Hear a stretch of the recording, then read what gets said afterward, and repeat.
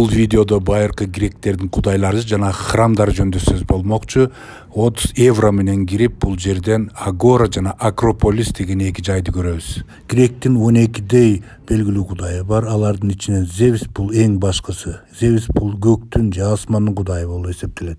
Еврейлердин, теңирчилердин, христиандардын жана мусулмандардын кудайларынан айырмаланып, байыркы гректердин кудайлары адамдык турмушка жакын, кадимкидей эле үйрөнүп, романтикалык сүйүүлөргө, ар кандай интригаларга аралашып, ал тургай бири-бирин өлтүргөнгө чейин барган кудайлар.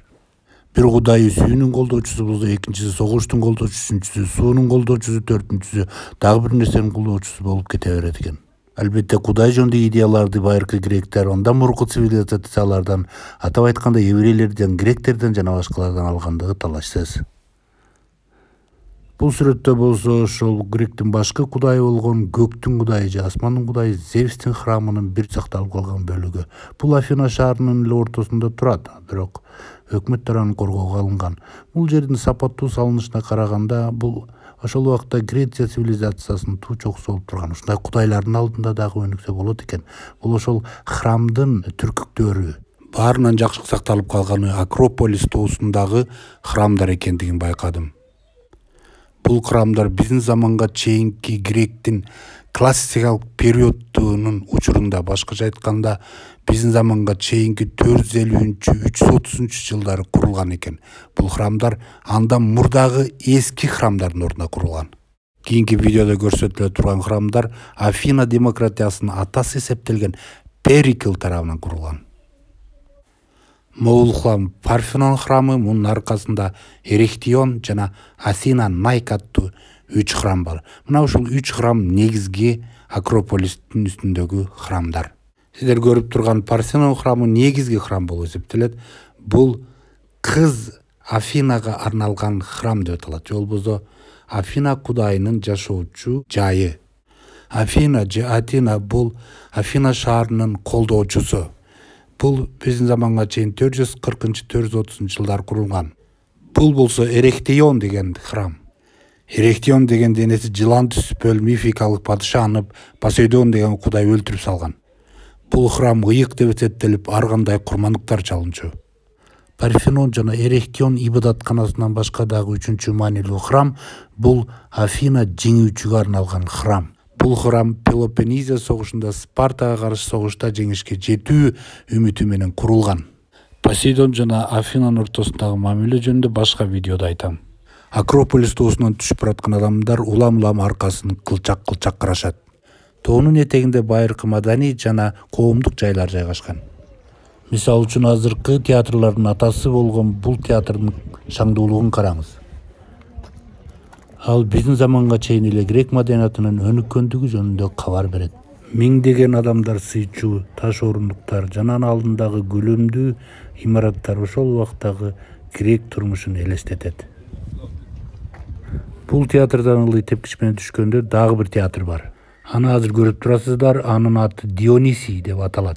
Алдыңкы отургучтар башкача болгондуктан ал шаардын аристократиясына же болбосо элитасына же балким сотторуна арналса керек. Бул жерде байыркы гректин ораторлору, саясатчылары, өнөрпоздору өздөрүнүн өнөрлөрүн көрсөтүп, сөздөрүн айтса керек. Инжилчи Павел бул шаарга келип сөз сүйлөгөн. Анын сөзүн кабыл алып, христианчылыкка кирген алгачкы аялдардын биринин аты Дионисий болгон. Афина шаарында бул театрдан башка дагы бир топ чиркөөлөр жана коомдук жайлар бул аялдын урматына арналган. Кээ бир орундуктарга ташка чегерилип жазылган байыркы жазууларды байкоого болот. Бул театрдын алдында үстү жабылган чоң пьедестал бар экендиги көрүнүп турат. Жогору жактагы театр сыяктуу эле бул театр дагы ошол убактагы маданий турмушту баяндайт. Акрополистен ылдый жакка түшүп келгенде оң капталда тарыхый дагы бир жай бар. Ал жайдын аталышы Агора. Агора байыркы грек тилинде коомдук жай, ал эми кийинки грек тилинде базар деп которулат. Мен азыр ошол байыркы Агоранын ортосунда жайгашкан дөчөнүн үстүндө турамын. Бул дөчөнүн айланасында толгон токой кудайларга арналган ибадатканалар жана курмандык чалчу жайлар жайгашкан. Тетиги төбөсү кызарып турган имарат Эфестус кудайына арналган ибадаткана. Мындан башка дагы 12 кудайга арналган алтарь Согуштун кудайы Арестин храмы жана башка көптөгөн кудайларга арналган храмдардын урандылары жатат. Диний храмдардан тышкары дагы иш-чараларга арналган ибадатканалар жана жайлар бул Агора дөбөсүнүн айланасында кыдырата жайгашкан. Мунун ичинде китепканалар, элдер чыгып сүйлөөчү жай жана ар кандай философтор келип ар кандай идеялардын айланасында талаш жүргүзчү орундар болгон. Азыркы окуу китептериндеги стоицизм, Эпикурейдин жактоочулары да ушул жерге келип бири-бири менен ой пикир алмашышкан. Агора дөбөчүнөн ылдый түшкөндө тоо бооруна кагылган ушул жазууну көрдүм. Бул жазуу Апостолос Паулос деген инжилчи киши жөнүндө экен. Ал киши бул жактан жогору жактагы Фессалоника жана Берее деген жерде жашаган еврейлердин куугунтугунан качып, ушул жерди аралап жүрүп көптөгөн могул храмдарды, кудайларды көрүп, анан базардын ортосунда туруп алып сүйлөгөн экен. Ошол көптөгөн жасалма кудайлардын жана аларга арналган ибадатканалардын, курмандык чалчу жайлардын арасында белгисиз кудайга деген дагы курмандык чалчу жайды көргөн экен. Ошол буркандарды аралап жүрүп, ал адамдарга өзүнүн ишенимин таратып жүргөндө, ошол таратып жүргөндөрдүн арасынан Эпикурей жана стоицизм деген философиялардын тарапташтары да жолугуп, алардын кээ бирлери бул кайдан чыга калды? Ай, сен эртең угабыз дегендер болгон экен.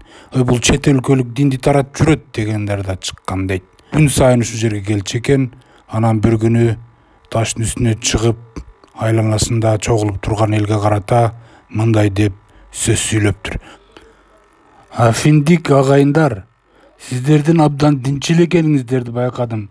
Силер табынган жайларды аралап жүрүп, белгисиз кудайга деген жазуусу бар курмандык чала турган жерди көрдүм. Ошол өзүңөр билбей туруп, табынып жүргөн кудайды мен азыр силерге айтып берейин. Кудай ааламды жана андагынын баарын жаратып, асман жердин ээси болуп туруп, адам баласынын колунан жаралган храмдарда жашабайт. Адам баласынын колунан келчү кызматтарга да муктаж эмес. Тескерисинче, баарына өмүр, дем берип, муктаждыктарын канааттандырып турган ошол бүткүл жер жүзүнө тарасын деп бир адамдан бардык улуттарды чыгарган. Алардын өмүр сүрүү мөөнөттөрү менен жашай турган жерлеринин чегин алдыртан аныктап койгон. Адамдар аны издешсин, сезишсин деп ушундай кылган. А бирок чынында Кудай биздин эч кимибизден алыс эмес. Биз анын кучагында жашап, анын ичинде тиричилигибизди кылып, анын жүрөк толтоосунда турабыз. Силердин айрым акылыңар айткандай, биз да анын уругубуз. Демек, биз Кудайдын уругу болуп туруп, Кудайдын табиятын алтын күмүшкө, ташка теңеп, аны пенденин акылы менен өнөрүнөн жаралган нерсеге окшош деп ойлобошубуз керек. Кудайды тааныбастыктын, караңгылыктын дооруна көз жумуп, Кудай азыр бардык жерде, бардык адамдарга мага кайрылгыла деп жарыялап жатат. Анткени ал өзү дайындаган бир адамдын колу менен бүт жер жүзүнө адилет сот жүргүзө турган күндү белгилеп койгон. Бүткүл адамзаттын алдында мунун далили катары ошол адамды өлүмдөн тирилтти. Өлүмдөн тирилтүү тууралуу укканда кээси мыйыгынан күлсө, кээси мунуңдун кийин дагы угабыз дешти. Ошондо Апостолос Паулос инжилчи алардан кетип калат экен. Бирок бир нече киши анын айтканына кошулуп, ишенип калышат. Ошо ишенгендердин арасында Ареопагтын мүчөсү Дионис Дамарис деген атактуу аялдар болгон экен. Бул жерде жашаган атактуу философтордун бири дагы Плато. Ал ушул жерде биздин заманга чейинки 428 төрөлүп, ушул Афинада өлгөн. Ал могул академияны негиздеген киши. Бул киши көп тармактуу нерселер жөнүндө айткан. Этика, сулуулук, дүйнө түзүлүшү, адилеттүүлүк жана башка көптөгөн ойлорго, илимдерге арналган эмгектери бар. Плато Сократтын окуучусу болгон, ал эми өзү кийин Аристотельди окуткан. Ушул жерде Сократтын түрмөсү дегенде жайды көрдүм. Бул философтор Булардын ойлору азыр бизде дагы дүйнө жүзүндөгү университетте окутулат. Бул философтордун ойлорун билбеген адам жогорку билимдүү деп эсептелбейт. Мындан аркыдагы темаларды башка видеолордо көрүнөт.